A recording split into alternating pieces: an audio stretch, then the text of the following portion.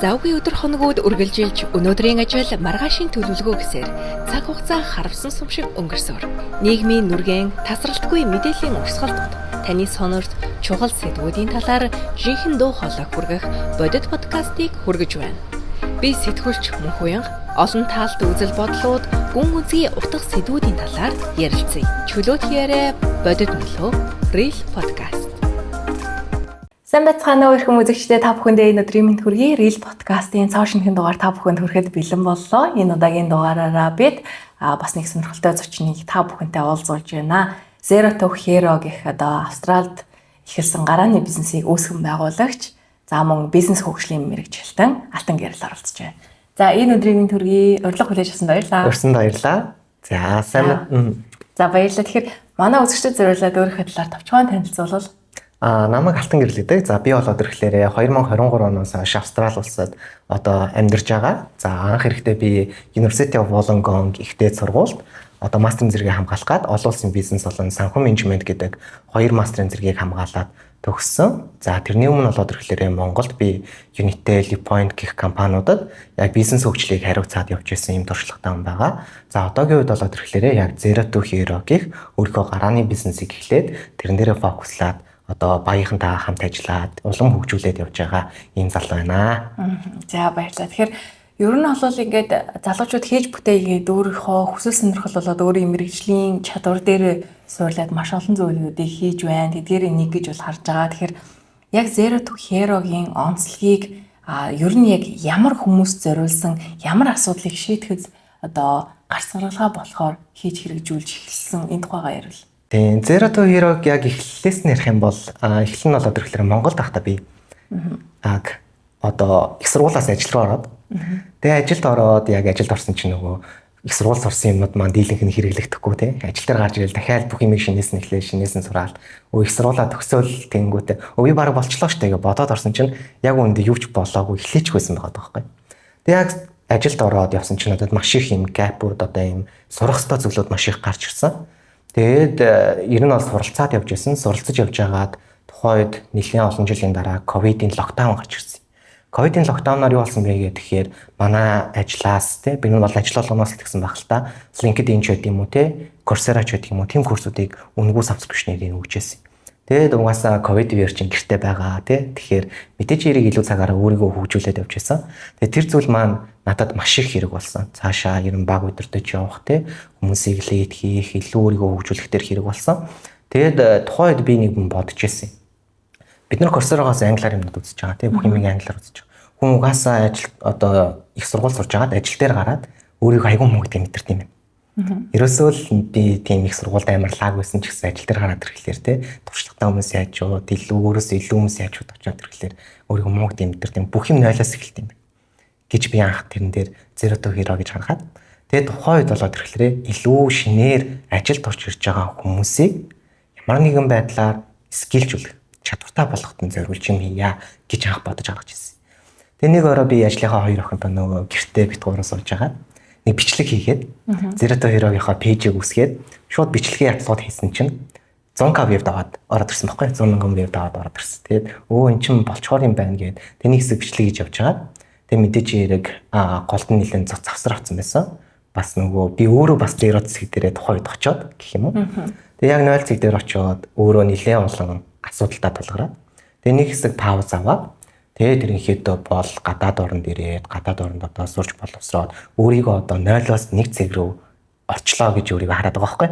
Тийм болохоор 90-0-оос хүмүүс ахиулдаг те дээшээ 1 зэг рүү 2 зэг рүү магадгүй Zero to Hero хүртэл болж болох юм байна гэдэг инсайт маань илүү тодорч гарч ирж одоогийн Zero to Hero бол стартап болж бүрэлдэж байгаа. Ийм түүхтэй байгаад байгаа юм.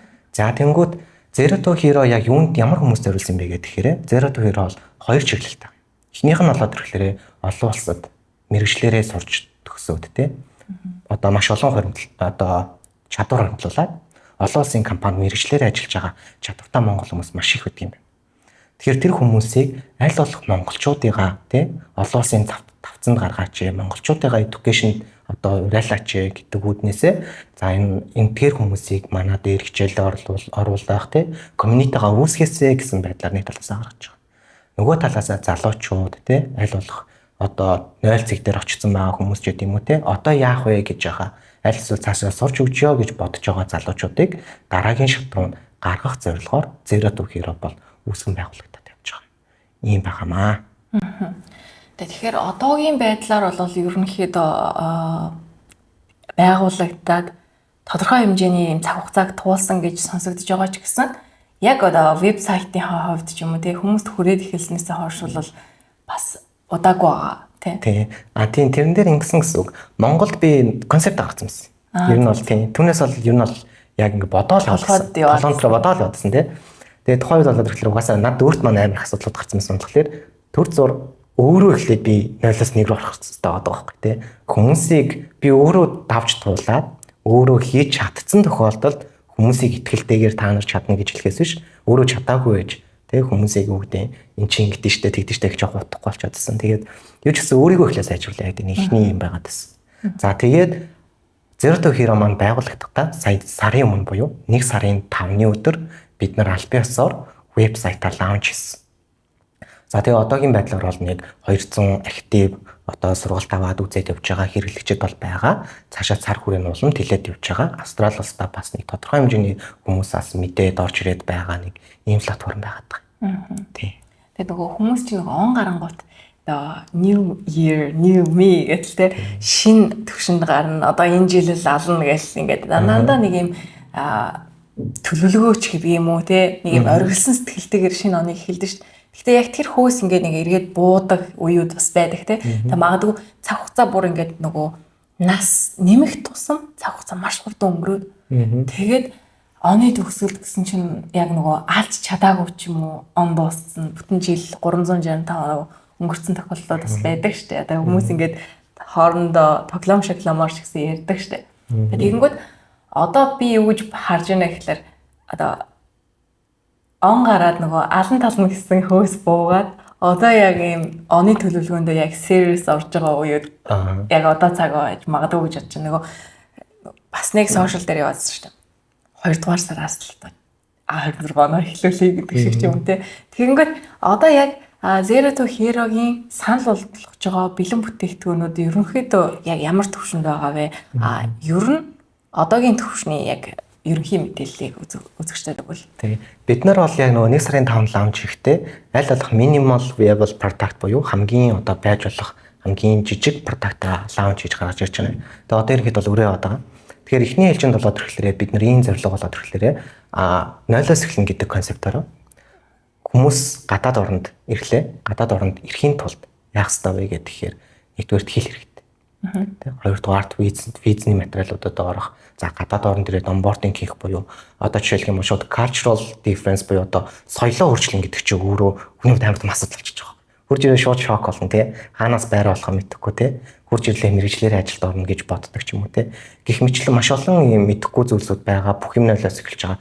Хүрээл хүртэл нойлоос монголчуудтайгаа нийлэн үгүй бол гадаад очтой нийлээж бодоход шаал өөрөөр сэтгэдэг болсон хүмүүс байгаа. Тэгэхээр энэ дээр бид нар эхний одоо бүтээгдэхүүнээ гаргахдаа бид нар за ямар ч хэлсэн хүмүүс хэлтэй байх хэрэгтэй. Гадаад оронд ирж байгаа хүмүүс хэлтэй байх хэрэгтэй. Тэ? Тэгэхин тулд одоо Австрали улсад жишээлх юм бол IELTS-тай энэ тэнцвэрс PT гэдэг шалгалт байдаг. За PT шалгалт нь яг IELTS-тай адилхан. Гэхдээ difficulty буюу хүнд левлийн үед болоод ирэхлээр PT бол харьцангуйс гайг байгаад байдаг. Тийм болохоор одоогийн ээлжинд бид нар болоод ирэхлээр илүү тухайн хүмүүсийг хэлтэй болох эхний одоо шалгуур буюу визтэй байх те. Визтэй байх нь яг хэлтэй байхаас шууд хамааралтай байдаг болохоор тиймэрхүү шалгуурууд дээр нь хангаад өгөө. Ямар нэгэн байдлаар бид нар одоо энэ PT-ийн community гэх том community үүссэн байна. Тэр community дээр одоо 100-аад хүн аль эзэнэ манайхаар орж ирээд виз нь болоод одоо хэлнийхээ шалгууртаа тэнцээд те зарим нь спонсорынхоо визийг аваад зарим нь PR-ийнхаа виз рүү аплайдаад ингэ явж байгаа юм продуктууд байгаа. Одоо за дараагийн продукт маань болоод ирэхлээр General English болон Academic English гээд илүү сурч боловсрч байгаа хүмүүс яг Австрали улсын одоо сургалтын системийн дагуу бид нар хичээлүүдийг орж явж байгаа гэсэн. General English, Academic English. PT-ийн сургалт маань яаж бий болсон бэ гэхээр богино хугацаанд тухайн хүнийг аль болох тэр хэлний шалгалтанд өндөр он авах бүх боломжийг нь бид нэнд судалсан гэсэн. Жишээлх юм бол Австрали улсад байдаг PT центрүүд дээр одоо ямар хөтөлбөрөөр яаж хичээлүүд ордог юм бэ гэдэг бүх судалгаа анализ хийж хагаад сургалт маань гарч ирсэн болохоор хүмүүс маань харьцангуй өндөр одоо хувьтайгаар шалгалтандаа тэмцээд байгаа. Яг тэрнтэй адилхан бид нар general English болон academic English одоо ерөнхийдөө бол продакта бэлэн болгоцсон. Зах зээл дээр лаунч хийгээд community-г бол энэ сартаа бид нар үүсгээд бас тэр нэг маш том community гарч ирнэ гэж харж байгаа. Иймэрхүү байдлаар бид нар эхний ээлж нь хүмүүсийг ойлголтой болгох бас мэдээж хэрэг гадаад орнуудын мэдээллүүдийг өгөх иймэрхүү байдлаар манай яг оригинал буюу эхний 3 бүтээгдэхүүнүүд гараад явж байгаа. Одоогийн байдлаар юм байгаа. Тэрнээс гадна бид нэр энд байгаа маш олон одоо боловсралтай одоо EY-д ажилладаг ч юм уу аль эсвэл одоо real estate agency-д ажилладаг такс одоо taxation газар Австралийн такс одоо татварын компанид ажилладаг. Тэм хүмүүстэй хамтраад татварын зөвлөгөө өгдөг. Карьерийн зөвлөгөө өгдөг. Австрали улсад яаж байр авах гэдэг зөвлөгөө өгдөг гэх мэтлэн үйлчлэгүүдийг одоогоор нэвтрүүлж гисэн байна. Тэгэхээр ингэж ойлгочлох уу? Ерөнхийдөө сургалтын байдлаараа одоо бүтээгдэхүүнүүд нь явж байгаа, сургалтууд орж байгаа, давхар зөвлөх үйлчилгээ давхар явж байгаа гэж хүмүүс маань ойлгох нь зөв. Тийм яг зөв. Зөвлөх үйлчилгээнүүд маань давхар явж байгаа. Тэр хүмүүсээс консалтинг авч болно. Зөвлөгөөнүүд авч болно гэсэн. Зөвлөгөөнүүд авахдаа тухайн хүмүүс рүүгээ шууд бид нар холбодог, календартай холбоод өгчихсэн. Аль талдаа илүү амар байдлаар нь одоо технологийн асуудлыг нь шийдээд өгчихсэн байгаа. Тийм. Нэг тиймэрхүү юмуд байгаа. Одоогийн гарсан бүтээгдэхүүн. Гэхдээ энэ бол зөвхөн сургалт биш гэдгийг ойлгох хэрэгтэй. Энэ бол community үүсэж байгаа буюу бид нар тухайн хүмүүсийг бүгднийг нийлүүлээд хүмүүс хоорондоо харилцах боломжтой, илүү бие бинийгээ сайжруулах боломжийг нь бүрдүүлж өгч байгаа. Ийм платформ байгаа гэж ойлгох хэрэгтэй гэсэн. Одоогийн байдлаар бол одоо хэлний сургалтаа ингээд ороод явж байна те. Хэлний сургалтанд хамрагдж байгаа хүмүүс одоо хэр их байна? Ер нь хэл дагаж ирсэн боломжуудын талаар угаасаа маш том сэдв байгаа те. Тэгэхээр хэрэглэгчдийнхаа талаар ярил. Тийм маа дээр болоод одоо бол яг хэрэглэгчдийн хувьд болоод ирэхлээрээ ер нь бол байнгын тогтмол хэрэглэгчтэй ажилладаг. Нэг сарын дотороос 200 хэрэглэгч гэдэг бол бас чамлахааргүй чангатдаг гэдэг шиг нэлээд өндөр үзүүлэлт гэж би бол хавьдаа хараад байгаа юм. Тэгээ эдгээр хэрэглэгчд маань болоод ирэхлээрээ илүү нэгдүгээрт Австрали улсад ирээд олон жил очихсан хүмүүс байна.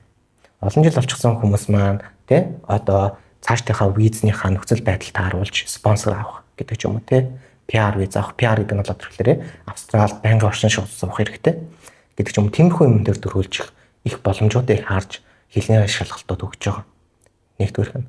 За хоёрдугаарх нь болоод ирэхлээрээ залуучууд их сургуульд суралцах, тий коллежид суралцах, Австралийн боловсролыг эзэмшье гэдэг зорилгоор одоо шалгалтандаа бэлдээд орж ирж байна гэдэг ч юм уу тий.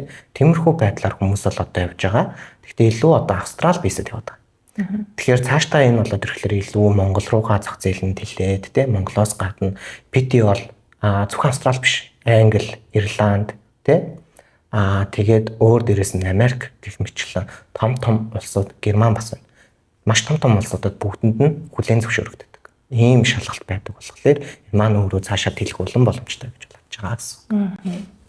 Тэгэхээр өөрийнхөө хувьд бол англи хэлийг яаж сурж ирсэн бэ? Тодорхой хэмжээнд үечлээд ингээд хүмүүсийн насаар харангуут аюу амархан сурчиж штэ одоо шинэ үеийнхэн чинь ер нь орчин нь тий тэгэнгүүт одоо юу гэдэг миллениал үеийнхэн болвол нэг жоохон нухчиж сурах тийм хандлагатай байгаад байна штэ. Тэгэнгүүт яг энэ хичээлийг зааж байгаа хүний хувьд энэ платформыг одоо энэ стартапыг эхлүүлж байгаа хүний хувьд ер нь энэ хэл сурах тал дээр яг ямар арга барил хамгийн зөв багш байна. Одоо үе үед таарсан тийм зүйл байна уу? Чи бас өөрөө яг яаж сурч ирсэн бэ? Энэ тухайгаа ярь. Тийм. Энэ дээр болоод ирэхлээрээ би анх ирээд яасан 8-7 хоног яг их сургуульд сурахаас өмнө их сургуулийн өмнөх бэлтгэл гэж байдаг. Тэр нь сурч ирсэн. Тэгээ тэр үед яадаг вэ гэдэг тэгэхээр монголчуудын ард төгнөл л да. Нэг юм байдгийн. Тэр нь дөрвөн бодоод идэх юм толгонд. Дөрвөн бодоод ирэхлээр ярьж чадхавчдаг. Яг гэдэг нь яана дөрвийн алдаатай ярьчих бай тээ. Инжигийн мартчих бай тээ. Эм мартчих бай тээ.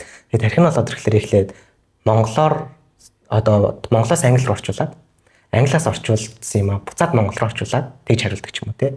Одоо жишээлбэл англи хүн таарсан уу англи хүмүүс тархинд ганцхан процесс явж байгаа шүү дээ. Хүлээж авлаа хариуллаа. Монгол өмнөд болоод ирэхлээр эхлээд англи үг сонсонгуудаа тархин дотроо монгол болгож орчууллаа. Хэлэх гэж байгаа үгээ тархин дотроо буцааж англи болгож орчууллаа. Тэгээ ярьлаа. Нөгөө 4-5 степийн процесс явж байгаа. Тэнгүүд тэр дотор чинь нөгөө хүн чинь би граммар алдсан байх үү гэдэг нэг мессеж явна тий. Өгийнхаа дуудлагыг буруулж явах үү гэдэг мессеж өгдөг юм. Тэгэхээр эдгээр зүйлүүдээс болоод монгол хүмүүс ярьж чадахгүй байна. Яаж сайжруулах вэ гэхээр ерөөсөө даган дуурайх хэрэгтэй. Битээ тэр үгийг мэдгүйсэн ч хамаагүй дуудлагын сурчих. Даган дуурайгаад яриа л. Яг нэг подкаст тавьсансаа тэр хүнийгээ дагаал яриад. Дагаа яриад тах тусам яриа зэгцэр нэгдүгээр. Хоёрдугаарт нэг хүн нэг үгийг маш олон удаа сонсоод ангууд. Тэгтээ тэр өнгөө за ямар утгатай гэдэг өөрөө хайгаад мэдэж эхэлдэг байна. Хүсээгүй байгаа тохиол үг цээжлүүлэхээр цээжлсэн үг маргааш нь мартагдчихдаг. Хэрэгжилж байгаа зүйл өх мартагдгүй. Тэгэхээр ерөнхийдөө бол тиймэрхүү арга барилаар илүү сураасай гэж би хүсдэг. Яг одоо эпик курст байхад бас тиймэрхүү арга барилыг бид нар тэлжсэн. Тийм болохоор маш их одоо юмыг даган дуурайдаг гэсэн. Гадаад хүмүүсийн ярьж байгаа яриаг даган дуурайх, сонсох, маш их сонсдог, сонсоод дагаж л гэж болдог гэсэн. 4-ээс илүү эхлээд хэдүүлээ зөв яриа сурч тий. Үгээ сурч, зөв дуудаа сурч. Тэгвэл араас нь бичих, дүрм чинь араас нь сурах юм байна. Хүүхэд анх хэлд орохдоо эхлээд дүрм сурдаг шүү дээ. Эхлээд ярьж сурдаг, үг ярьж сурдаг шүү дээ. Тэгснийхээ араас Монголны дүрм чинь бүр 7-8 настай. Бүр тархин ингээ бүтэн болоод болсны дараа орж ирж байгаа юм. Тий. Тэгэхээр тэгэж явбал илүү үр дүнтэй л гэж харж байгаа. Одоо ингээд одоо нэг хөвшмөл ойлголт үг гэдэг штеп борооны дараах муу гэдэг шиг ч юм уу. Тэгэхээр ер нь энэ нөгөө хил тахсан боломжуудыг хараад ч гэдэг юм уу тэрнээс болоод маш олон хэлний сургалтууд байна те байдаг. За тэгээд тэдгээрээр ингээд яваад амжилт олохгүй ч байгаа нэг юм хүмүүс бас байгаа шүү дээ. Яг нэг нөгөө хэлэхэд бол те маш олон жил нөгөө төбийгээ нухацсан ч гэсэн одоо хүртэл нэг олигтой ярьж чаддгүй. Бас л нэг юм дотроо айцтай ч юм уу те тийм байдаг. Тэгэнгүүт яг маш олон сургалтууд байна. Тэдгээрээс одоо Zero to Hero дээр байгаа сургалт ч гэдэг юм уу. Ялангуяа энэ англиний сургалт нь яг юугаараа ялгаатай байж чадах бол. За юугаар ялгаатай вэ гэхээр бид нар зорилттой хэрэглэгч гэдэг юмнуудтай. Одоо жишээлбэл PT Academic-ийн курс маань болоод ирэхлээрээ Австрали улсын PT центруудын хичээлүүдээр гарч ирсэн буюу хэрхэн одоо тий Австралийн PT гэдэг шалгалтанд хэрхэн амжилтаа бэлтэх вэ гэдэг дээр тус нь юм одоо pathway гэдэг нь болоод ирэхлээр боломжууд байгаа гэсэн. Жишээлх юм бол би хэлгүй байлаа гэж бодвол тий 40 оноо зорж байгаа бол за ийм арга барилаар бэлдээд явуул болно доо ч гэдэг юм уу тий. Тусдаа тийм гаргалгаанууд тийм гаргаад өгсөн байдаг юм. Манай сургалтын онцлог болоод ирэхлээрээ тэнгүүт Монголоос явж байгаа сургалт ч юм уу нөгөө өөрөө яг нөгөө орчинд нь байхгүй байгаа болохоор бас жоохон хэцүү. Яг нөгөө нэг орчинд нь байхгүй тэнчнээс хийж байгаа болохоор юм цаг үеэр өөрчлөгдөж идэг. Сая гэтэл 1 сарын 25-нд PT-г онооны систем өөрчлөгдөж гараад ирж байгаа. Тэнгүүт тэр өөрчлөлтөнд зориулж яаж сургалтаа навигейт хийх вэ гэдэг ч юм уу те. Тиймэрхүү юм бол харьцангуй хэцүү болоод эхэлчихэж байгаа байхгүй. За энэ дагаа миний хувьд болоод ирэхлээр яаж байгаа юм бэ? Өөрчлөлтүүдэд айгүй хурдан адапт хийгээд өөрчлөх боломжууд гаргаад өгч байгаа. Тэрнгээр манай сургууль тань нэгдүгээр нэлээд онцлог, хоёрдугаарт нөгөө зорилттой хэрэглэгч гэж би сая ярьжсэн. Би бас өөрөө нөгөө визний агентлуудад нэг хэдэн жил гарантай ажилласан болохоор за ямар одоо виз рүү хөрвөхөд ямар оноо шаардлагатай байдгийг тэр оноог авахын тулд ямар замаар явбал илүү түргэн авахын гэдэг юмнууд дээр илүү наривчлсан detail планууд гаргаж өгч чаддаг болохоор тэр маань өөрөө бас амжилтын үндэс юм болов уу гэж одоогийн бол сургалтыг хараад байгаа. Цаашаа сургалтууд маань ч гэдэг юм уу те community-нууд маань үүсэхдээ мэдээж яг юм эксперт хүмүүсээр суурилж үснэ гэж бид нараас харж байгаа болохоор маах тэрнгээр илүү ялгарч харагдана гэж ерөнхийдөө ойлгож байна. Зөв. Тэгэхээр нөгөө яг хэрэглэгчтэй ойлгож байгаа нь өөрөө бас юу байгаа даа те. Бас нэг тийм том давуу тал болоод байна шүү дээ. Тэгтэл нөгөө яг ойлгохгүйгээр ерөнхийдөө нөгөө нэг яг өөрийнхөө яваад идэг нэг тийм сургалтын хэм маяг байдаг шүү дээ. Ялангуяа энэ одоо нэг хэдэн жилийн өмнө нь бол маш их байдаг байсан. Магадгүй 5-10 жилийн өмнө яг нэг тийм стандартыг өгдөг гэсэн шүү дээ. Сур одоо юу нэг яг ямар ч нэгэн байдлаар нөгөө заахаар зүй нөгөө хөвшмөлийн модон гэх юм уу? Тийм одоо бол бас ийм цаг хугацаа өөр болоод мэдээлэл хүмүүс өөр болоод ирсэн чинь тэрэндээ хандж байгаа хандлага ч юм уу, хувийн хөгжилтэй хандж байгаа хандлага ч гэсэн хүмүүсийн дунд нийтлэхээр өөрчлөгдөд байгаа юм шиг харагдаад байгаа л да. Тэгээд одоо яг тэр орон зайг бас харж Zero to Hero бас үүсгэн байгуулагдсан баг гэж бодож байна. Тэгээд цаашдынх нь ажлууд нь болохоор мэдээж ингээд нөгөө илүү олон чиглэл рүү ингээд салбарлаад явах юм байна гэж ойлгож байна. Цаашдын ирээдүг яаж харж байна? Тийм, цаашдын ирээдүйдээр бол бид нар ингэж харж байгаа. Хүний нөгөө амьдралын нэг 6 тойрог гэдэг хүмүүс нөлөөлөх хэрэгтэй шүү дээ. Эрүүл мэнд, мөнгө санхүү, ажил хөдөлмөр, карьер, гэр бүлийн харилцаа, нийгмийн харилцаа гэх мэтлэн тий. Тэр талбар болгон дээр бид нар аль болох diversification хийх гэж хичээж байгаа. Тэгж diversification хийж байгаа шалтгаан нь эрүүл мэндтэй холбоотой хичээлүүд. Жишээлх юм бол хүнд эрүүл мэнд байхгүй бол ерэн цааш явахгүй шүү дээ. Тэгэхээр яаж өөрийгөө эрүүл байлгахын, эрүүл хооллолт тий уламжлалтын ангаах арга ухаан гэж юу гэдгийг ч гэдэг юм уу тий. За тэгээ хүүхдийн сэтгэл зүй тий өөрийн ментал хэлтэд яаж ингэж байнга өөрийгөө хайрлах юм гэдэг ч юм уу. Эдгээр зүйлүүд ч юм бол тэгэхээр маш тийм том зүйлүүд байгаад байдаг. Хүмүүс тэр бол анзаардаггүй. Тэгэхээр одоо хүмүүс ямар үед тэрийг анзаардаг вэ гэхээр өвдцэн үед анзаараад байдаг байхгүй. Тэгэхээр өвдөхөөс өмнө бол бид нар мэдчихэмээр байгаа байхгүй тий гэдэг ч юм уу. Санхүүгийн боловсролыг одоо ямар үед анзаардаг вэ гэхээр бас мөнгө болцсон үед. Би яагаад мөнгө өгч вэ гэгээд германд бүхэн байхгүй болсон үед өө би чи ямар хайн гандцсан юм бэ. Яг ингээд алдсныхаа дараа хүмүүс ойлгоод байдаг байхгүй.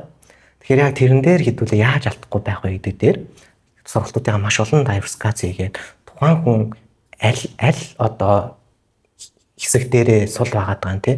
Тэрэндээ тааруулж ингэж эксперт хүмүүсээс тий машин чадварлаг хүмүүсээс одоо сургалтуудаа авах тий community support одоо community support гэдэг зүйл бол маш өөргөө ойлголт болж байгаа юм л да. Зөвхөн багшаас биш хамт хичээл үзээ сууж байгаа хүмүүсээсээ одоо бас мэдээлэл авах гэдэг ч юм уу тий. Тиймэрхүү байдлаар тухайн ганцаараа биш тэнд ингээд олуулаа хөгжих боломжийг үүсгэж өгч байгаа. Ийм хүрээллийн нөлөө гэж хүнд бас их хүчтэй тусдаг зүйл байгаа тий. Яг зөв. Ийм тэмүүлэлттэй хүмүүс донд ороод ирэнгүүт за жишээлхэд л одоо манай үзэгч ч гэсэн мэдж байгаа нөгөө фитнест ороод ирэнгүүт яг амар их би анх одоо хэдэн жилийн өмнө дээ яг фитнес анх хүл тавихтаа гэх юм үү тий. Би одоо нэг амар их тэр дотор хялхаад байгаа юм байхгүй л тий гэдэг шиг. Тэгтээ юу гэж анзаарсан бэ гэхээр их өөртөө хайртай хүмүүстэй цуг цагийг өнгөрүүлж ин да гэж би бодсон байхгүй. Яг тэрэн шиг нөгөө тийм хичээл зүтгэл ихтэй байгаа хүмүүс донд оронгууд нөгөө хүмчнийг өөрөө мэдлэгүүгээр ингээд түргдээд ч гэдэг юм уу энергинд нь ингээд ийм хамтдаа ингээд те одоо хөвөөд явдаг ч юм уу тиймэрхүү байдал айгүйх ажиглагддаг шүү дээ. Ер нь айгүй олон зүйлүүд дээр те. За тэгэхээр ер нь өөрийгөө хөгжүүлэх тал дээр чиний хувьд ямар байр суурьтай байдаг вэ? Ер нь хүн заавал өөрийгөө ингэж хөгжүүлж явах яг ямар шаардлага байгаад байгаа учраас бид нар ингээд заавал өдрөөс өдөрт нэг юм илүү байцгаасан тийм мундаг болчихсан ч гэдэг юм уу одоо тгээс баатар болчихсан ч гэдэг юм уу ийм бодлууд ингээд байгаад байх хэвээр юм. Ер нь заавал яагаад ингээд налаагаад ч юм уу урсгалаар явж болохгүй. Энэ тал дээр чи яг хүмүүний хувьд ямар байр суурьтай байдаг вэ? Тийм. Энэ дээр бол миний хувьд болоод ирэхлээр ингэж боддгийн. Энэ бол хүний эцсийн зорилго юу ингээд бодоод үзэнгүүт нэлээ ингээд бодоод нухацтай бодоод үзэх юм бол эцсийн зорилго бол аз жаргал гэдэг. Happiness. Би өөрөө жаргалтай амар байгаа тийм. Тэгмүүд би жаргалтай байхын тулд яах ёстой юм бэ гэгээд өөрөөсөө асуувал энэ бол миний хувьд хувийн хөгжилтэй холбогдоод ирчихэж байгаа. Тэгэнгүүт бус хүмүүсийн хувьд бол бас хариултууд нь өөр гарч иж бол магадгүй. Тэгэхээр хувь хүний хөгжил гэдэг зүйл бол тийм мэдээж энэ хэрэг өөрийгөө ямар ч үед аз жаргалтай байлгаж чаддаг байна. Энэ өөрөө хувь хүний хөгжлийн хамгийн тулгуур баг гэж би ойлгодог. Хүн ямар үед аз жаргалтай байдаг вэ гэхээр одоо flow optimal experience гэдэг нэг номон дээр гэдгийг тэрэн дээр яг юу гэж хэлдэг вэ гэхээр flow state гэж байгаа байхгүй. Тэгвэл нөгөө тарих болоод ирэхлээр нэг зүйл рүүгээ анхаарал өгөөд тэр хүнийг ингээд ертөнцөөс тасруулаад тий тэр хүн цагийг ч анзаарахгүй юуг ч анзаарахгүй нэг юм руугаа гүнзгий ороод бүр тарих ингээд тэрэнд ингээд уусчдаг гэж байгаа байхгүй тий. Тэнгүүд тэр үед болоод ирэхлээр хүн хамгийн аз жаргалтай юм ингэж болж хардаг гэд. Тэгэхээр тэр болоод ирэхлээр тэхийн тулд хүнд хоёр юм хэрэгтэй болчихж байгаа байхгүй. Тэрийг хийж чадах скил чадвар нэгдүгээр нь хэрэгтэй болчихж байгаа. Хоёрдугаар нь тууштай байдал. Ийм байна. Шууд ингээл нэг юмны ард орол шууд ингээд тэр төлөвт орно гэж байхгүй шүү дээ. Тэгэхээр тууштай суугаад чадвартай байгаад тэгжээж тэр хүн тэнчнээс enjoy авч байгаа гэдэг ч юм уу тийм. Тэгэхээр тэр болоод ирэхлээр нэг том зүйл байгаад байгаа юм. Тэгээ цаашаа явбал бас өөр юм зөндөх орж ирж магадгүй. Гэхдээ миний хувьд бол өөрийгөө хөгжүүлнэ гэдэг нь бол мэдээж хэрэг тэр flow state руу одоо тэр зүйл рүү орох, тэр урсгал руу орох нэгдүгээр. За хоёрдугаарт нь болоод ирэхлээр аз жаргалтай л байхын хэлбэр гэж би харддаг юм. Zero to hero-гийн хүмүүст ингээд ойлгуулахыг тий хүсэж байгаа зүйл юм бол хүн болгон тэг цэг дээр очно гэж ярьсан шүү дээ тий. Тэгэнгүүт яг тэр цэгээс одоо ер нь бол хөдлөн гэдэг чинь бас хэцүү шүү дээ тий. За шууд тэг цэг дээр очичоод за би хөдлөе гэж бодно гэдэг бол өөрөө маш их тийм хичээл зүтгэл зориг тийм том шийдвэр баг.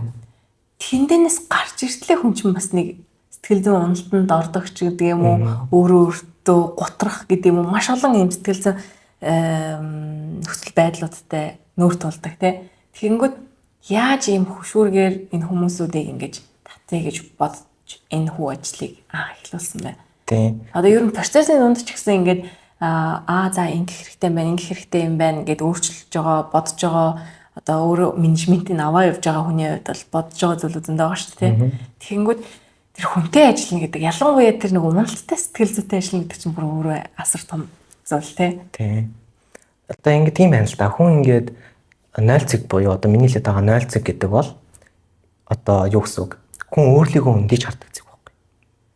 Гадаад орчноос өөрийгөө ингээд салгаад би гэдэг хүн ч одоо юу лээ гэд нэг ингээд явж байгаа л гинт юу болоод байна гэд ингээд өөрөө өөрлөгөө өндийгөөд гадагшаа биш ингэж дотгошоогоо аяллыг илүү ирмэлцэж эхэлдэг. Энэ үе яагаад байгаа байхгүй. Тэгэхээр зарим хүмүүс бол би 0 цаг дээр ирсэн гэдэг чинь 0 цаг дээр очоогүй л байдаг тий. Энэ 0 цаг дээр очих нь магадгүй маш олон юунаас шалтгаануудаас үүдэлтэйж болно. Магадгүй хамгийн хайртай хүмүүсээ алдах ч байдаг юм уу тий. Маш том зөвлөлүүдийг даван туулсны том зөвлөлүүд учирсны дараа энэ цаг дээр 0 гэдэг цаг дээр ер нь одоо ингээд ихтгэл үнэмшил өөрчлөгдөж эхэлж байгаа байхгүй. Би гэдэг хүний ихтгэл үнэмшил тэр чигт өөрчлөгдөж эхэлж байгаа. Тэгэхээр энэ цаг дээр хүн дотгошоогоо ороод дахиж өөрийгөө шинээр нээдэг. Өөртөө ярилцаж эхэлж байгаа байхгүй. Би яг юу үстэй? Би энэ хоолнд дуртайсан юм шүү дээ. Би энэ зүйл хийх дуртайсан юм биш үү? Хүн ерөөсөө тэр ингээ мэдхээ байцаа яг юм нөгөө нийгэм чи өөрөө бид нарыг байнга ажилуулад ингээд дуртаймаа хийлгээ болгоцсон. Тэнгүүт бид нар өөрийнхөө өндийгүүд ингээд ирэнгүүт өөрийгөө дахиад шинээрс нь мэдэж эхэлж байгаа. Энэ хоол амттайсан юм байна гэдэг ч юм уу те. Тэр үед хүмүүс нэгс пауз. Нэг жил пауз. Тэр үед өөрийгөө илүү таньж мэдэх аялал руу ордог. Өөрийгөө таньж мэдэхтэй хүмүүс зөв гайдтай авах хэрэгтэй байдаг гэж би ойлгодог. Тэрэн дээр маш олон чадвартай хүмүүс бол зөндөө байгаа. Тэгэхээр манай платформ тэдгээр хүмүүсийг нэгтгэмээр байгаа. Эхний ээлжинд. Мэдээж хэрэг тийм амлалтанд орж байгаа, өөрийгөө нээж илрүүлэх гэж байгаа, өөрийнхөө оршихуй руу одоо нэвтэрч байгаа хүмүүсийг одоо гайд хийдэг маш олон мундаг хүмүүс байгаа. Тэдгээр хүмүүсийг бид нэр өөрсдөө нэгтгээд аваад одоо нэг юм community үүсгэж чадах юм бол бид нар одоо тэр 0 цаг дээр байгаа хүмүүсийг нэг цаг руу ахих боломжийг нь одоо боломжтой нас нэлээд том төшөг толгоор олчих нь гэж хараад байгаа. Тий. Одоо ингээд нэг үе бодохноо монгол хэл дээр ингээд хичээлүүд авдаг тийм вебсайт ч гэдэг юм уу, ийм сургалтын нэг юм цогц онлайн талбар ч гэдэг юм уу, платформ ч гэдэг юм уу те нэг иймэрхүү зүйлүүд бас их гараад ирсэн харагдаж байна л да. За зөвхөн одоо нэг нэгтгэхийгүй байлаа ч гэсэн магадгүй би өөрийнхөө тийм вебсайтаар дамжуулаад хэд хэдэн төрлийн мэдээллүүдийг өгдөг болсон ч гэдэг юм уу. Тиймэрхүү зүйлүүд бол түгээмэл харагдаж байгаа. Өөрөө хэлсэнчлэн зөвхөн сургалт гэж харахгүй гэсэн. Тэгэхээр яг ийм өргөн байдлаар нь танилцуулах юм бол Zero to Hero яг юу юм бэ? Тийм Zero to Hero болоод ирэхлээрээ бизнесийн хавьд шүү дээ. Бизнесийн хавьд. Тийм бизнесийн хавьд болоод ирэхлээрээ Zero to Hero хүмүүсийн одоо шинээр бизнес эхэлж байгаа, шинээр өөрийнхөө бий болгож байгаа хүмүүс байгаа шүү дээ. Тийм хүмүүсийг бид нар одоо системээр нь хангаж өгдөг. Жишээлх юм бол Инга гэдэг хүн орж ирлээ гэж бодъё те. Тэгвэл бид нар Инга гэдэг хүний personal branding-ийг гаргаж ирж байгаа вебсайтыг хийж өгч чадна гэсэн. Zero to Hero-оор дамжуулаад Инга гэдэг хүн магадгүй community үүсгэмээр байна те. Би одоо энэ подкастн дээр real подкастн дээр нэг бүтэн community үүсгэмээр байна. Надад ингээд 5,000 хүн намайг дагдаг. Энэ хүмүүсийг бид нар хооронд нь танилцуулдаг юм community үүсгэмээр. Тэгвэл бид нар community үүсгэж өгч чадна. Тэ? Подкастуудаа сургалт талхад оруулмаар байна. Гэвэл бид нар сургалт талхад оруулаад өгч чадна. Гэдэг ч юм. Тиймэрхүү байдлаар бид нар өөрсдийнхөө брендингийг, бизнесийг хийя гэж байгаа хүмүүст бид нар одоо системээр нь үйлчлэгийг нь хангаж өгөх боломжийг нь бүрдүүлж чадж байгаа ийм платформ байгаа гэж ойлгож байна гэсэн. Бас тодорхой хэмжээнд хүмүүс танигдаад за тэгээд ялангуяа нөгөө суурь бүтээгдэхүүнүүд нь маш амжилттайгаар хүмүүсийн одоо хэрэгцээг хангаа явж байгаа гэж юм те. Тэгэхээр магадгүй 3 жилийн дараа, 5 жилийн дараа ийм ойрын болон дундын хугацааны төлөвлөгөөн дээр яг ямар хөө дүр зурагтай байгаасай байх гэж харж байна. Тийм 3 жилийн төлөвлөгөөний хувьд болоод ирэхлээр миний зөвөр өсөж байгаа төр зураг гэх юм уу тийм. Тэр маань болоод ирэхлээр бид нар AI дээр төлөвлөгөө ажиллаж байгаа. Одоо ерөнхийдөө бол бус бүтээгдэхүүнүүдээ хийгээд AI дээр илүү төлөвлөгөө ажиллаж байгаа. Тэгээд тэрнтэй холбоотой бид нар 3 жилийн дараа гэхэд бас Монголдоо нэлээд зах зээлийг эзэлчихсэн тийм багш нар сурагчид нь хоорондоо байнгын харилцаатай AI-г ашиглаад байнгын communication хийх боломжийг нь бас бүрдүүлээд өгчихсөн цогц экосистемтэй. Тэ?